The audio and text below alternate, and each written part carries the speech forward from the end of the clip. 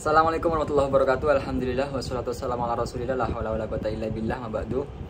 Sekarang kita akan membahas tentang Nabi Adam dari sudut pandang Islam dan sudut pandang Kristen. Islam kita rujukannya Al-Quran, Kristen ini rujukannya Injil. Jadi perbedaan yang pertama, Nabi Adam menurut Al-Quran itu diciptakan tidak menyerupai Allah, karena Allah itu laisa kamitslihi syai', tidak serupa dengan siapapun. Ini menurut Al-Quran. Jadi Allah menciptakan Nabi Adam itu tidak seperti Allah. Tapi kalau Injil, Adam diciptakan dengan rupa dan bentuk seperti Tuhan.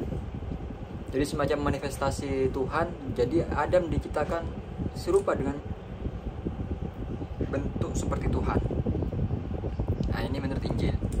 Sekarang yang kedua, menurut Al-Quran, Nabi Adam itu tinggal di surga. Ini masyhur dan semua meyakini ini, Nabi Adam diciptakan di surga.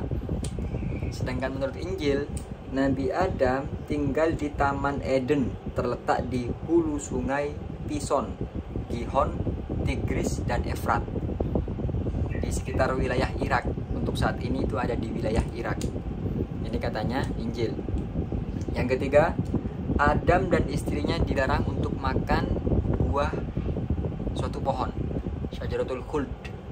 Kalau kita manggilnya buah khuldi.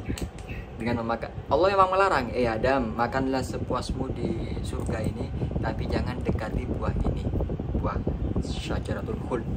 Ini menurut Al-Quran. Tapi menurut Injil, Adam dan istrinya dilarang memakan buah dari pohon pengetahuan. Pohon pengetahuan tentang yang baik dan yang jelek. Jadi bukan pohon yang diiming-imingi iblis itu agar kekal, tapi pohon pengetahuan agar bisa membedakan baik dan buruk. Itu menurut Injil. Selanjutnya menurut Islam, menurut Al-Quran, Adam dan istrinya terbujuk rayuan setan untuk memakan buah terlarang tadi itu. Kalau menurut Injil, Hawa, Eve terbujuk rayuan ular untuk memakan buah terlarang.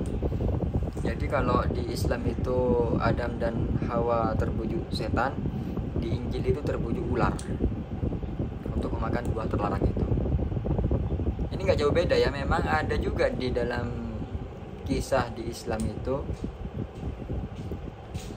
iblis ini susah untuk masuk ke surga lagi. Akhirnya masuk ke seekor ular, nyamar atau masuk ke ular, ke mulutnya ular itu agar lolos masuk ke surga.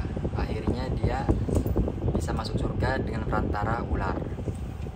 Itu sih sebenarnya yang kisah pernah saya dengar juga, entah itu Israiliyat atau bagaimana. Intinya kalau di Injil itu memakan buah terlarangnya gara-gara ular.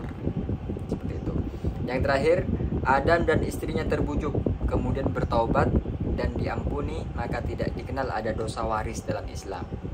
Kalau Injil, wanita tersebut sebagai penyebab kesalahan, dosa asal muasal atau dosa orisinal, dan tidak diampuni, bahkan dikutuk, diberikan rasa sakit ketika melahirkan. Jadi semua perempuan ini ketika melahirkan itu diberikan rasa sakit. Itu sebabnya Hawa dulu, karena melanggar perintah Tuhan, katanya Injil. Sehingga jatuhnya ini suatu kutukan turun temurun, dosa warisan.